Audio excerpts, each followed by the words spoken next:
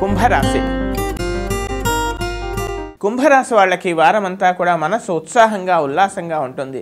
గతంలో ఏర్పడినటువంటి కొన్ని అనర్థాలు కానీ, గతంలో ఏర్పడినటువంటి కొన్ని చికాకులకు కానీ శాశ్వత పరిష్కార నిర్ణయం చేయాలని, ముఖ్యంగా తల్లిదండ్రులలో ఏర్పడిన విభేదాలు కానీ, తండ్రి తరఫు బంధువుల వల్ల ఏర్పడిన విభేదాలు కానీ వాటిని పరిష్కరించి ఒక తగినటువంటి మార్గంలో ఉంచాలనేటువంటి ఒక ప్రయత్నంలో మీరు సఫలమయ్యేటువంటి అవకాశాలు కనబడుతున్నాయి.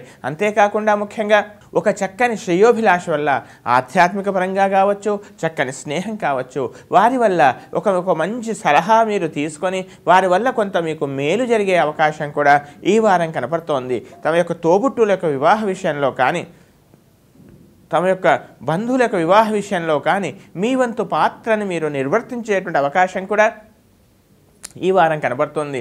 అంతేకాకుండా ముఖ్యంగా ప్రయాణాల్లో విలువైనటువంటి వస్తువులను కానీ, లేదా మీకు విద్యా సంబంధమైనటువంటి కొన్ని డాక్యుమెంట్స్ని కానీ పదిలంగా భద్రపరచుకోవాల్సిందిగా చెప్పవలసినటువంటి ముఖ్యమైనటువంటి గమనిక.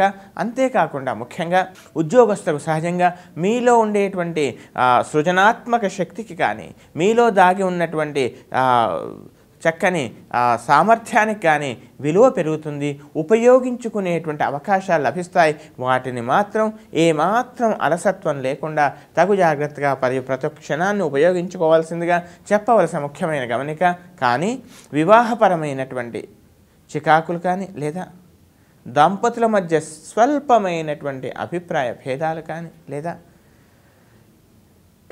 వ్యాపార భాగస్వాముల మధ్య అనవసరమైనటువంటి చిన్న చిన్న అపోహలు కానీ ఏర్పడే అవకాశం మాత్రం కనబడుతుంది. ఈ విధంగా ఉన్నప్పుడు కాస్త ఓపికతో ఉండండి.